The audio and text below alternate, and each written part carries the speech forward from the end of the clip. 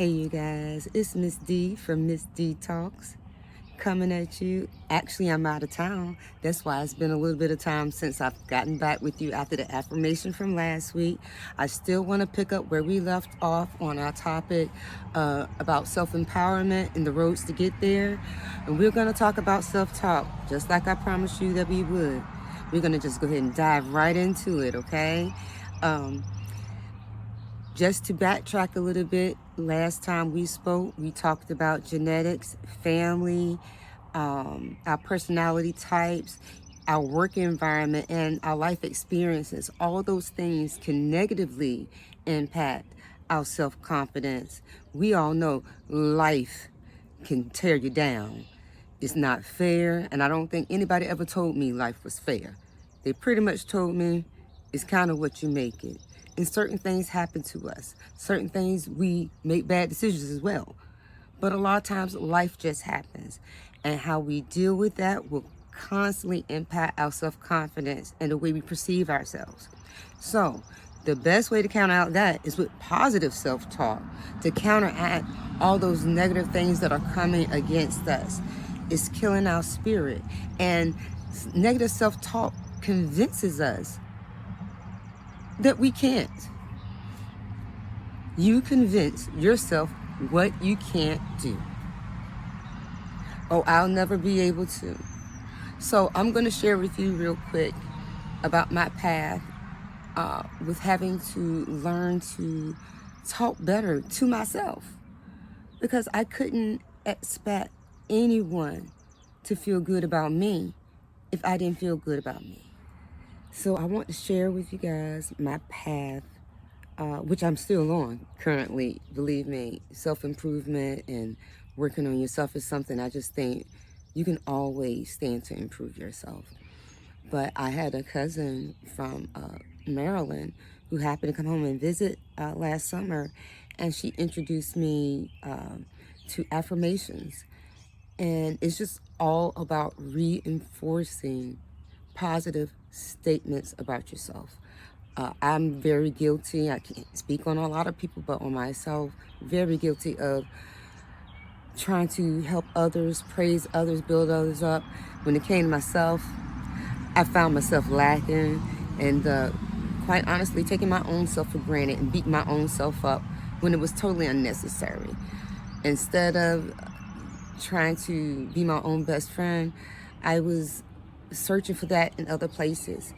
I didn't even know what I liked. I thought going out, hanging out, being in bars was like what I needed to do. Just say, oh, I'm grown now. But that was not helping me at all. And actually it was killing my self-confidence. When she introduced these affirmations, it was another necessary step in my development and what I'm trying to do now in this part of my life.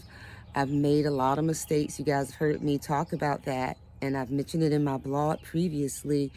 And this new path that I'm on, I'm scared, I'm excited, but what I don't want to do is self-sabotage. And what I'm not going to do is convince myself that I can't do anything when I know that I'm very well incapable and there is enough success out here for everybody, including you and me. So back to self-talk.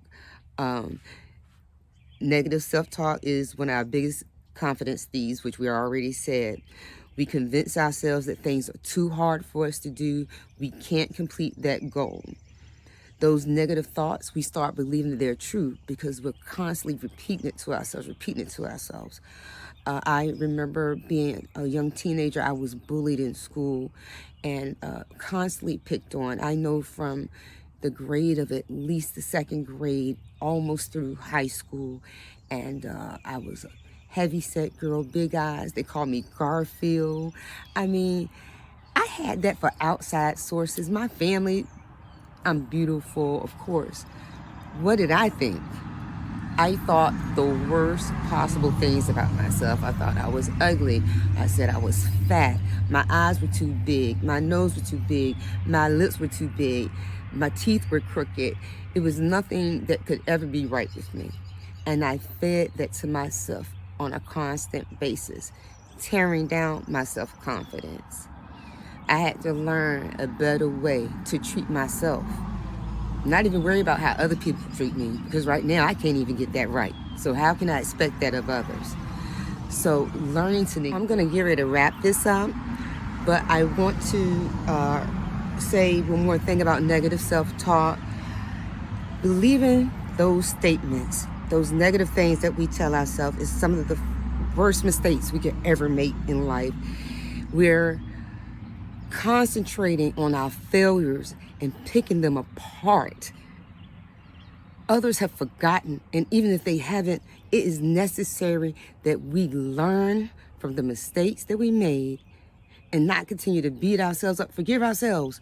If the other people don't want to forgive you, that's on them. Forgiveness is for you, for your peace.